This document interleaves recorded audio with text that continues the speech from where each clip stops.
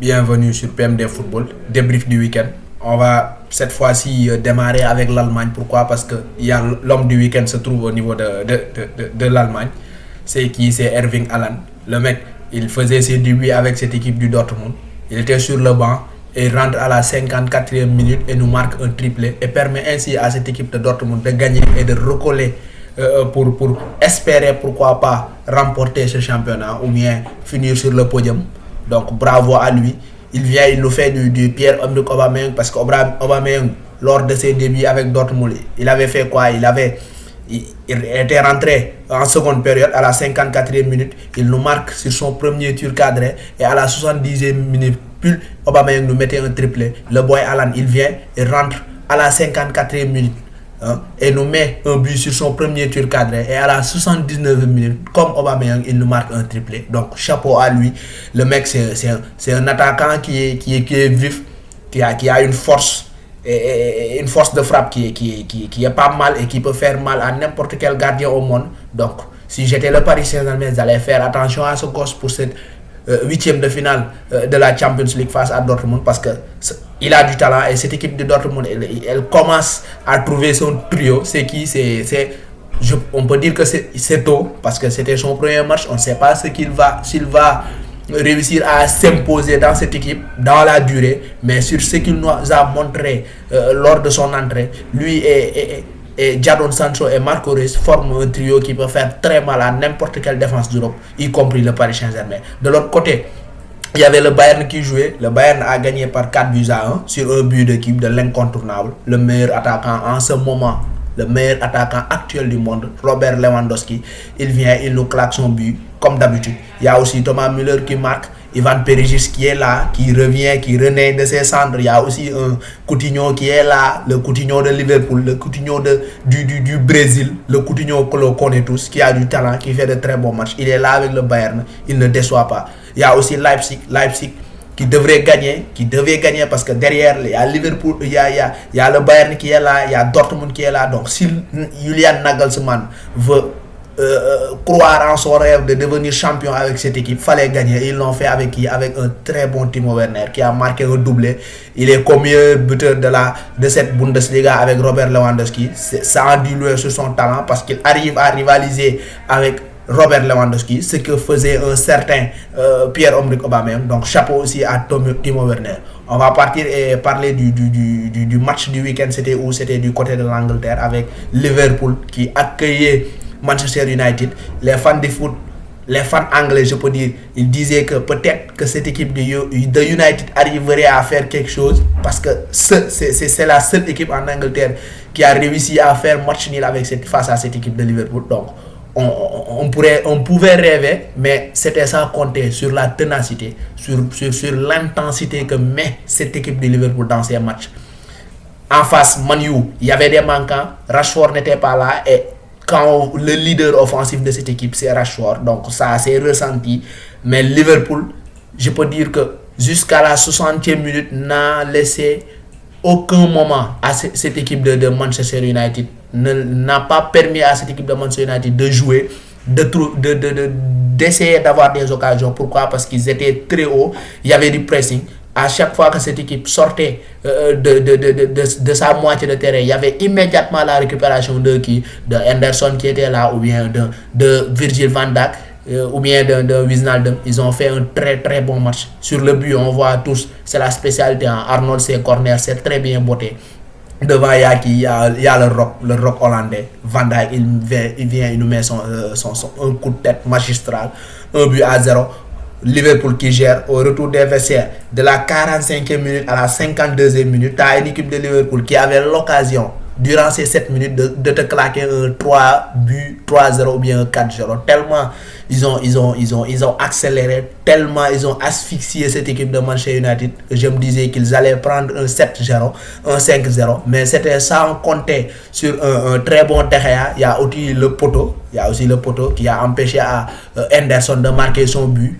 On a vu aussi des gestes de classe de Sadio Mané sur cette aile de pigeon qu'il fait une déviation pour Firmino. C'était un peu long, mais cette équipe, durant ces 60 minutes de jeu, a montré que c'était impossible de rivaliser avec eux. Après, c'est normal, quand tu et face à une équipe que tu as plus d'occasions et tu n'arrives pas à concrétiser, à un moment donné, ils vont se dire peut-être qu'on peut le faire. Et Man U, à un moment donné, ils se sont dit qu'ils pouvaient le faire.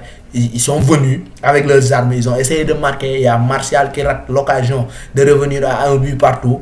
Auparavant, il y avait cette centre de Pereira que Brandon n'arrive pas à reprendre pour égaliser.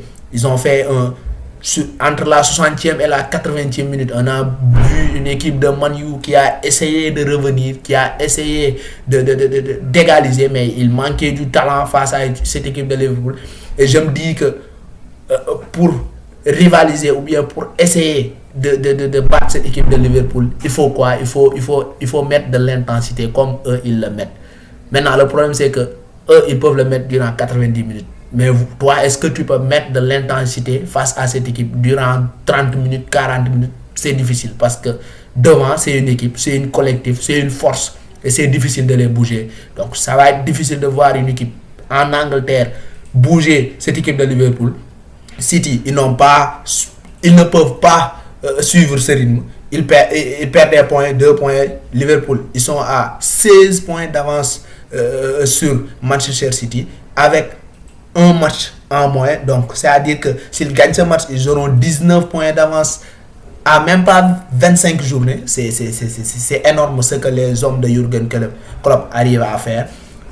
En fin de match, il y a Mohamed Salah qui marque. Et je donne le coup de chapeau à Jürgen Klopp parce que le mec, il doit choisir sur les 3, Mohamed Salah, Roberto Firmino et Sadio Mané, d'en faire sortir 2 pour gonfler son milieu et pour aussi faire rentrer un Divock Origi qui choisit de laisser qui sur le terrain Mohamed Salah. Parce que quand tu vois les 3, durant tout le match, celui qui a le moins fourni d'énergie, c'est Mohamed Salah. Donc c'est sûr, quand tu mets devant, quand tu laisses là-bas, il aura plus de force, plus de lucidité pour terminer les actions parce que c'est le gars qui a le moins fourni d'énergie durant ce match. Il a couru moins. Les tâches défensives, il ne le fait pas comme Sadio le fait, comme Firmino le fait. Donc c'est normal. Dégagement d'Alisson, Man U, ils sont tous partis. Salah est là, il va vite. Il a cette force. C'est impossible. On peut pas arrêter Mohamed Salah quand il prend sa vitesse de croisière. C'est impossible de l'arrêter. Il vient devant le gardien, derrière. Il met un magnifique but, donc chapeau à lui. Liverpool qui gagne 2-0, qui conserve 16 points d'avance sur Manchester City, 19 s'ils gagnent leur match. Donc on peut dire que c'est joué. Je ne vois pas comment Manchester City ou bien une autre équipe de ce championnat anglais arrivera à bousculer Liverpool d'ici la fin de saison. Je pense que c'est impossible. Et ça va être un peu un bonus pour eux. Pourquoi? Parce que je me dis que d'ici mars, avril, là où il y a les quarts de finale et les demi-finales de Champions League, si Liverpool arrive à s'en sortir avec cette équipe face à cette équipe de l'Atlético Madrid, je me dis qu'arrivé à ce niveau, Klopp aura l'occasion de faire reposer ses cadres, à savoir les Sadio Mané, les Salah, les Van Dijk, pour pouvoir préparer ce match de Champions League, parce que à ce moment-là, le championnat, le titre serait presque acquis. Donc c'est un plus pour cette équipe. Ça va être difficile de les arrêter en championnat. En Ligue des Champions, idem. Bravo à Klopp. Manchester City, lui, c'est comme d'avant. L'année dernière, ils avaient perdu face à cette équipe de Crystal Palace. Cette année, ils font match nul avec un doublé de Sergio Aguero et un très bon travail de Wilfried Zaha sur le but égalisateur de Crystal Palace. Zaha, je me dis qu'il est temps qu'il quitte cette équipe, qu'il franchit un palier, parce que le mec, le championnat anglais, il le connaît. Il a du talent, il a cette force, cette vitesse pour faire mal à n'importe quel défenseur devant. Donc je me dis que pourquoi pas les équipes comme Tottenham, Chelsea, Man U, pourquoi pas aller chercher ce Zaha, parce qu'il a du talent, il peut faire du bien fou à ces équipes. Donc chapeau aussi à lui. Leicester qui perd 2-0 en face à Burnley après un très bon début de match. Ils menaient pas sur 1-0, avaient des occasions pour tuer le match, ils ne l'ont pas fait. Burnley, on le sait tous, sur les coups de pied arrêtés, ils sont dangereux, c'est difficile de les arrêter, ils sont revenus, ils ont gagné. Donc chapeau à 2-1 pour eux.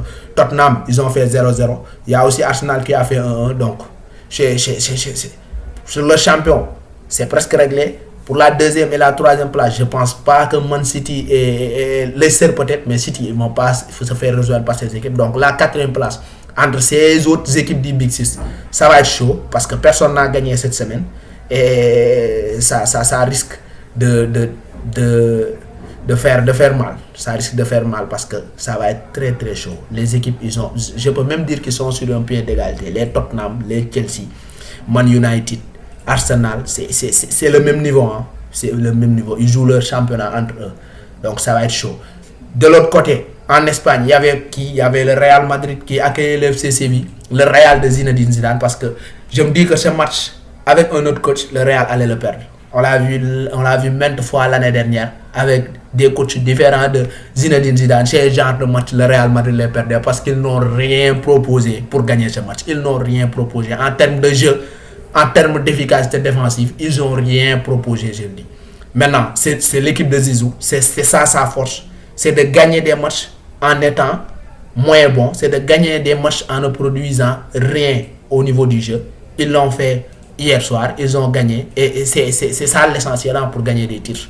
On peut ne pas faire de bons matchs, mais quand on est une grande équipe, même en ne faisant pas de bons matchs, on est obligé de gagner. Zidane, il comprend ça. Et il fait sa tâche de la plus belle des manières. Donc chapeau à lui, chapeau à cette équipe. Et chapeau surtout à Casemiro qui nous a fait un doublé après une sublime passe de Jovic. Jovic, le mec, il a du mal à marquer des buts, mais du talent, il en a. On a sur cette talonnade, ça montre de loin son talent pour jouer au football. Il a du talent, il sait faire jouer les autres comme un Benjamin le fait. Ce qui lui marque, c'est juste de marquer un but. S'il trouve de la confiance, il arrivera à marquer. Maintenant, ce n'est pas encore le cas. Et certes, c'est le Real Madrid, ils ne sont jamais patients.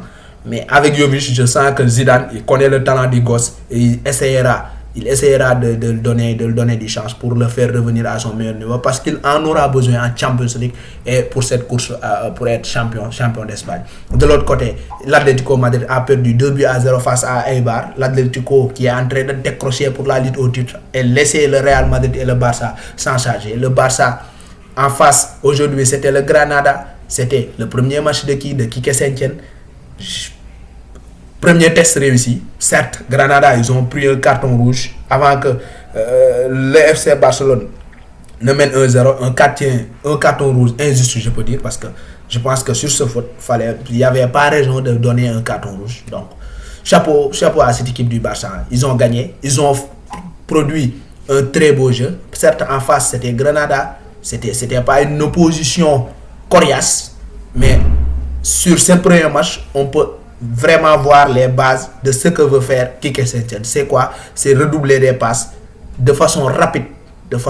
C'est très important dans le foot. Quand tu veux avoir la possession de balle, il faut essayer de le faire de façon très rapide pour pouvoir surprendre tes adversaires et faire la différence. Cette équipe de Barça, ils ont joué rapide.